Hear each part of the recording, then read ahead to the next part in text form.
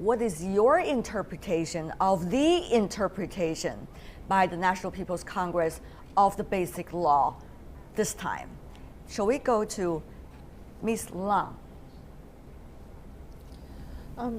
I can see the NPCSC interpretation this round has blocked the many ways that these legislators who might have made use of the oath ceremony in order to advocate their ideology of pro-independence of Hong Kong, or at least they are talking about separatism. They have used very offensive words which have provoked all Chinese people. But the most important point, I think the interpretation has become has been promulgated in such a serious way, is to let the world know their attitude behind, that none of this kind of pro-independence act, no matter whether it is reflected in the form of the oath or their attitude not to be serious about the oath, that to pledge loyalty of our country, People's Republic of China, will be seriously rejected by Chinese government. That's of course coming from Ms. Leung, that's a legislative counselor. Let's go to Professor Lin, who's also with the Law Reform Commission of Hong Kong. Your response, sir? Right, I think it will provide certainty. That's the most important thing, because once the interpretation is there, then the court will decide the case in accordance with the interpretation. And therefore, is it going to be good for Hong Kong or not? And therefore, there will be certainty there, yeah. Certainty, is it good for Hong Kong? Well, certainly will be good for Hong Kong, because then the... Professor Lin. Yes, then the Legislative Council should be able to function properly in the foreseeable future. All right. Having said that, though, let's go to our panelist here in Beijing. Dr. Gao, you, of course, is observing it from afar here in Beijing as an observer. What do you make of the process of building up to this possible conflict? And some of the legislator-elect obviously did not use their rights legally when they are taking the oath. And then the response coming from the National People's Congress based in Beijing about the reinterpretation of the Basic Law. No, I think the interpretation of Article 104 of the Basic Law by the National People's Congress Standing Committee is a very narrowly defined interpretation.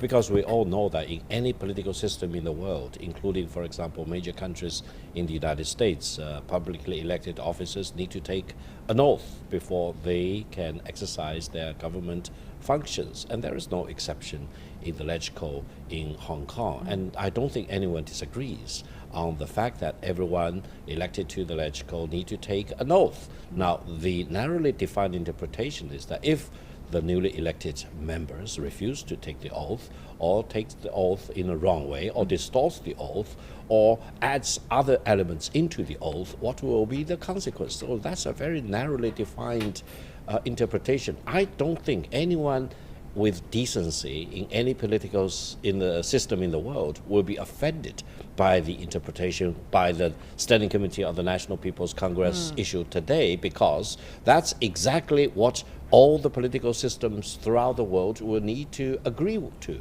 That's a very important point. Having said that, though, Professor Lin, isn't the Basic Law about one country, two systems? Yes.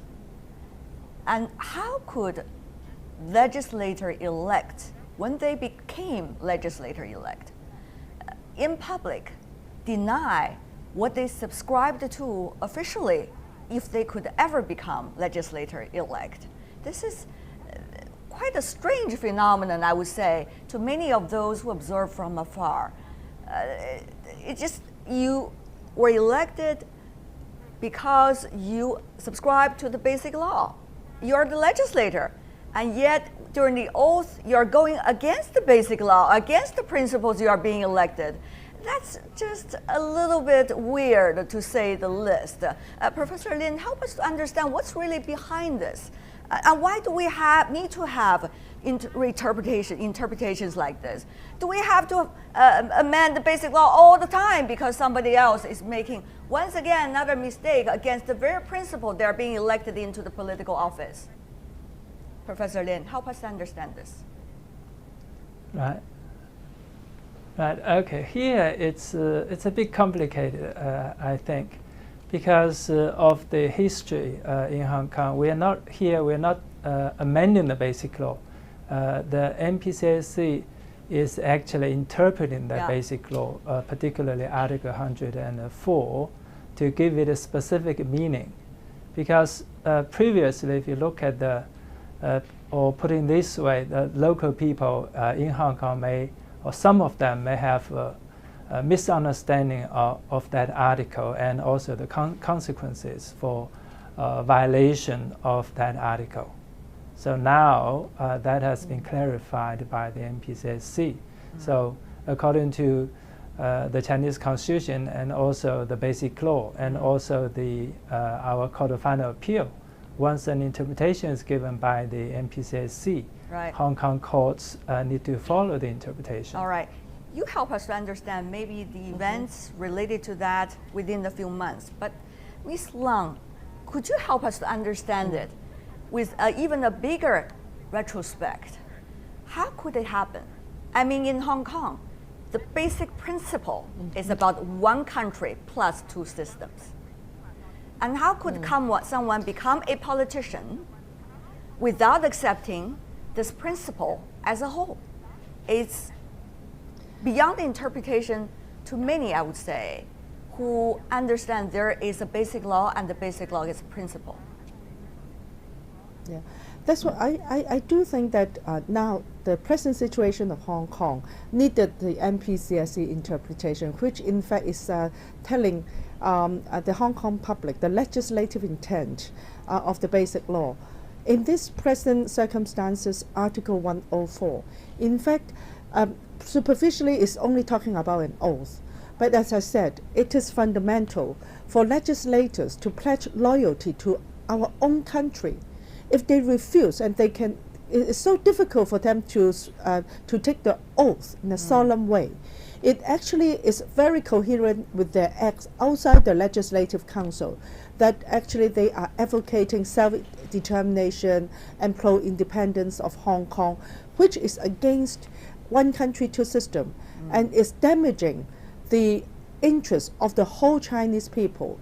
Why do I say so? It's because if they become legislator, they will take these public opportunities, the portal, as well as a lot of public funding to advocate pro-independence of Hong Kong, which is completely forbidden. And Hong Kong is always part of China. And that's why their behavior have provoked so many Hong Kong people as well as Chinese people in the world, and they are unacceptable as a legislator of Hong Kong. Dr. Gao, you were working as an interpreter for the late Mr. Deng Xiaoping during certain important events decades ago. We all remember very clearly the history, the debates and the negotiations taking place between China and the United Kingdom at the time. It is clearly recorded in the history. Meanwhile, when Hong Kong SAR was founded, the principle one country, two system has always been there as one.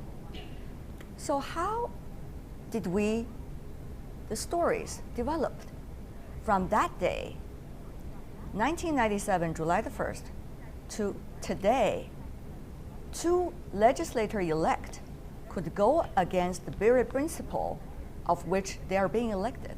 Yes. What's missing in between? Yes, indeed. I had the great honor of working as an English interpreter for the late paramount leader Deng Xiaoping for more than 20 important meetings he had with visiting foreign dignitaries. And the one country, two system principle was a very, very important contribution that Deng Xiaoping made to eventually peacefully solving the Hong Kong issue. Now, talking about the so-called independence of Hong Kong, that's a complete fallacy. It's not achievable. No one will support that, and China will not allow that to happen. Therefore, I think for those few people in Hong Kong who cherish the dream or fantasy of achieving Hong Kong independence, they need to wake up to the political realities in Hong Kong. Hong Kong is part of China. Even the mighty British Empire could not take Hong Kong completely away from China, and Deng Xiaoping and Madam Thatcher negotiated a deal which is good for the people in Hong Kong, good for China, good for the United Kingdom, and that should be fully respected. In China, we have full respect for the Basic Law, but whenever there is a violation or proposed a violation of the Basic Law in Hong Kong, we need to rise up and oppose that. There are elements in Hong Kong which are not happy or they have grievances. But talking about Hong Kong independence is not a solution. It's a recipe for disaster in Hong Kong, and to eventually destroy the peace and prosperity in Hong Kong. All right, I think it's very clear. The principle is the principle. That's why we have a concept like Hong Kong SAR. It's directly linked to the principle of one country, two systems. We don't need to explain the principle too much. We don't need to explain what is Hong Kong SAR. It's all clear.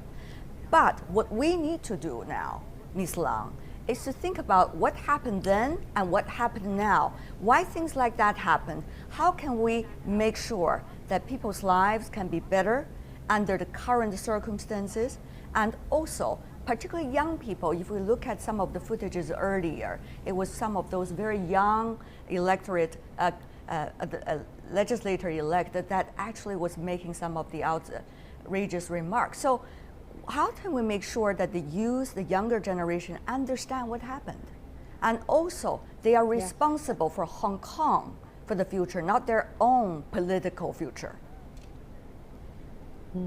As a barrister also at Hong Kong, I truly believe that the education, both at the high school and the primary and secondary school, should really emphasize the education on basic law as well as our motherland. Because the education after the handover, I think we do not play enough emphasis, and young people seem to have this habit now that they got too spoiled in some circumstances politically, that they breach the law and they do not comply with procedures, and they think they can go through it just like that. So this is also a very typical example that two young persons, they think that if they have breached the law, which actually is required by the Oath Ordinance of Hong Kong, and they can breach it and they can use offensive word of China, and they think they can go through it and they can do anything. So this kind of attitude is quite dangerous and hazardous for the development of Hong Kong for the future generation. I truly think that we should come back to the rule of law of Hong Kong, which actually emphasize everyone to comply with the law, the basic law, as well as the legal practice, even in our daily life. Right. Not just do everything they want, and they can breach one country, two system, and they think there should be no consequences. All right. So that's why I think the NPCSC interpretation is useful. To Okay. tell them there are legal and also political consequences to do any act that they have gone beyond the one country, two system and have breached the law. Okay, Professor Lin, I don't need you to further interpret what you have both Yes. you and Ms. Leung already indicated, but rather, under the current circumstances, there are disparities, wealth disparities in Hong Kong. There are concerns of growth opportunities for the future. There are jobs that are lost to some young people if they do not willing to take up whatever jobs that is available there. But these questions also remain in any society in a transformational period for our economy worldwide. So the question is, how can we make sure, just like people here on the mainland, also people in Hong Kong, also people elsewhere, not just look within their community, their small community, but beyond their community, to look at what's going on elsewhere in the world, and to understand the challenges as a whole, and be able to face the challenge with their own work, not just complaints. Those are very important debates going on around the world. How is Hong Kong carrying on with that debate? And what conclusions, even temporarily, being concluded or reached right now? I think for this issue it's a sort of long journey to achieve the final result. And the essential thing for the young people is to help them to understand, particularly in this context, mainland China and also the world, and to let them realize that they're not unique, as you've said, and there are similar issues existing everywhere else.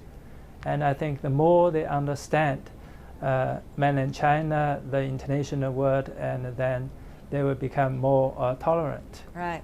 and be able to appreciate what the country has done for Hong Kong. Our program is also being broadcast simultaneously in Hong Kong, Dr. Gao. This is a time, many say, many of those smart and outstanding in Hong Kong that are shining around the world. What advice, if you could provide for them, not just the young, but also many in Hong Kong, be able to go beyond their borders, not only just in Hong Kong, but also here on the mainland, be able to go beyond their borders, beyond their communities, to reach out to Hong Kong, people in Hong Kong, and to elsewhere as well, not just focus on the little square in front of them? Well, I think for the general public in Hong Kong, especially the younger generation in Hong Kong, they really need to look at Hong Kong, look at our great motherland, China, in comparison with the rest of the world. Hong Kong, actually, by international standards and comparison, stands out in a very, very unique and important position. And people in Hong Kong, despite of all the difficulties and challenges, need to rise up to the occasion and reorient the economy and find new ways of growth. And try to become an enemy of the People's Republic of China is not a recipe. Try to advocate for Hong Kong independence is a recipe for disaster. Trying to be the enemy of And anyone I is agree not a with recipe, I guess, Ms. for Lam. anything. I agree with Ms. Lam that they need to fully become aware of the legal consequences of their Right. acts, both positive acts as well as negative acts, both legal acts as well as illegal acts. The legal consequences will be there Okay. to weigh their actions.